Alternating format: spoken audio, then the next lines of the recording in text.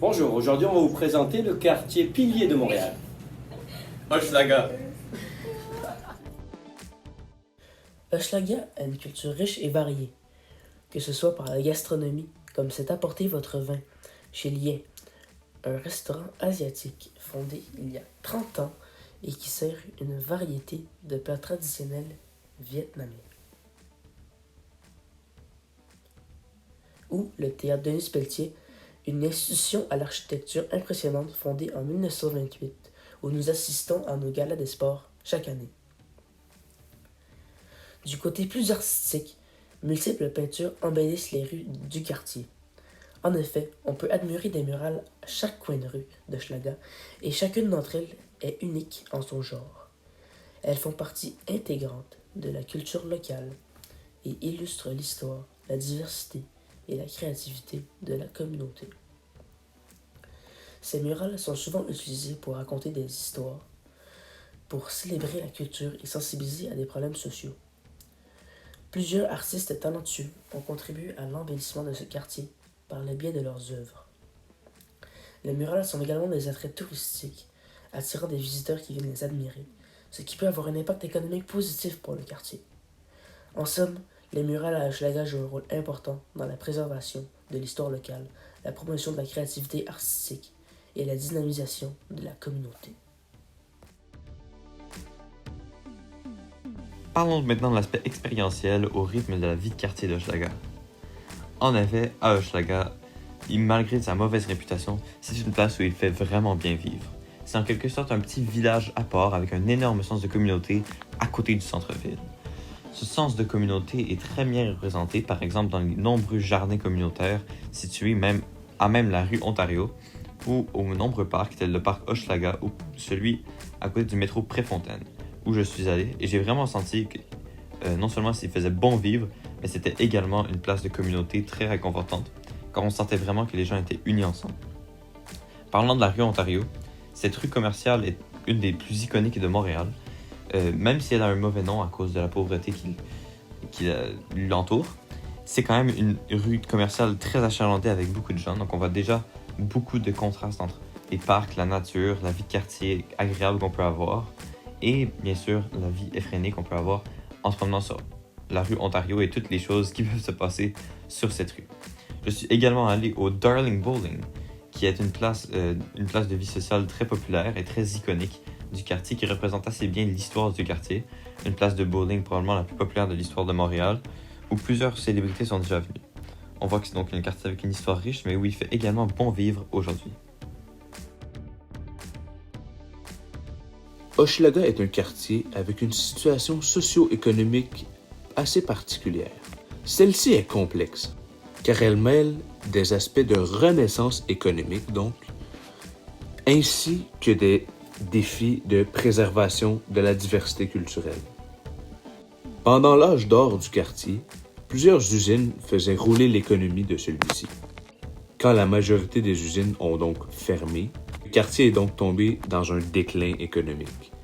C'est à ce moment que le quartier d'Hochelaga a eu la réputation d'être un quartier peu fréquentable et pauvre. De nos jours, le quartier subit ce qu'on pourrait qualifier de revitalisation. Celle-ci est en partie liée au phénomène de la gentrification. Le problème, c'est que les bienfaits de la gentrification, comme des nouveaux commerces, sont éclipsés par des côtés plus sombres, comme par exemple l'exclusion de résidents historiques du quartier due à l'augmentation des prix du logement. Une autre cause de cette revitalisation, ce serait les nombreux projets dont les politiciens de l'arrondissement sont responsables. Le maire de l'arrondissement d'Hochelaga est Pierre Lesorblay. Celui-ci est très impliqué dans son quartier. Il est d'ailleurs propriétaire dans le milieu de la restauration et de la brasserie. Sous son gouvernement, il a ouvert diverses infrastructures qui œuvrent à ce que le quartier soit plus joyeux, plus douillet et plus familial. On peut par exemple parler de parcs, de murales, de routes rénovées et bien plus encore. Les autres politiciens importants du quartier seraient Alexandre Leduc, le député élu, donc sous le Parti de Québec solidaire, ainsi que Soraya Martinez Ferrada, la députée fédérale, celle-ci étant au Parti libéral. Le quartier d'Hochelaga-Maisonneuve, à Montréal, est imprégné d'une riche histoire religieuse qui a façonné son développement et son identité au fil des ans. Le christianisme, en particulier, a joué un rôle central dans la vie de la communauté et a laissé une empreinte indélébile sur ce quartier dynamique. Nous voilà donc Au cœur de à cette l'église. empreinte se trouve l'église d'Hochelaga, un monument sacré qui incarne l'importance du christianisme dans la région. L'église Hochelaga, également connue sous le nom de l'église Saint-Clément, est l'une des églises les plus anciennes de Montréal, datant de 1889. Son architecture néogothique impressionnante et sa présence majestueuse dans le quartier témoignent de son rôle en tant que centre spirituel et culturel. Au fil des décennies, cette église est devenue un pilier de la communauté, offrant un lieu de culte, de prière et de rassemblement pour les fidèles. Elle a également été un point de référence pour les événements sociaux et culturels du quartier, cimentant ainsi sa place dans la vie de la communauté. Cette importance du christianisme et de l'église Hochelaga dans le quartier est un témoignage de la façon dont la religion a forgé la culture et la cohésion sociale dans ce coin de Montréal.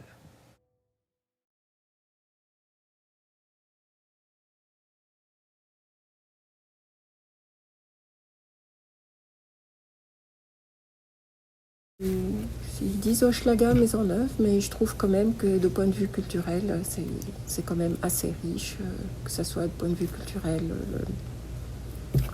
les bibliothèques, pratiquer un sport. On peut aussi, il y a beaucoup de stations de Bixi. Puis ce qui est bien ici dans le quartier aussi, il y a une solidarité qui est quand même très importante. C'est qu'on peut trouver beaucoup d'organismes communautaires. Et donc, ça permet à des gens qui n'ont pas beaucoup de moyens, quand même, d'arriver à avoir un panier alimentaire. Je travaille comme bénévole dans un organisme. Et je trouve ça très intéressant. Il y a aussi une écoute de jeunes qui est très importante. Ils ont aussi pas un centre communautaire, oui, c'est ça, c'est une maison des jeunes qui est pas loin de l'école secondaire Édouard Montpetit. Oui, c'est ça. Elle est sur Pierre de Coubertin, oui. Et puis ils ont un skate, un parc à skate. Puis il y a aussi, ils sont à côté du biodôme, et puis de l'insectarium, et puis surtout du jardin botanique. Et pour les gens qui veulent faire du Bixi aussi, ils peuvent aller se promener à Maisonneuve. Oui. Je trouve quand même que c'est un quartier qui se gentrifie maintenant et puis devient intéressant. En fait, la bibliothèque est un deuxième lieu de vie. En fait. C'est l'endroit le plus fréquenté, à mon avis, à Montréal. Les gens considèrent la bibliothèque comme une deuxième maison. Il y a même des gens, moi je connais parce que je fréquente beaucoup de bibliothèques, une fois ils ont eu leur souper, ils viennent finir la soirée en lisant. Oui, c'est ça. Donc ça fait partie au fait de leur quotidien. Il y a des parents qui viennent pour assister, pour aider les enfants, l'aide aux devoirs. Et puis c'est ça. Puis ils peuvent aussi prendre des instruments de musique pour des étudiants. Puis ils peuvent aussi faire leur travail. Donc les bibliothèques, en fait, c'est comme un complément essentiel pour l'éducation de chaque élève, de chaque enfant, et même pour l'adulte après.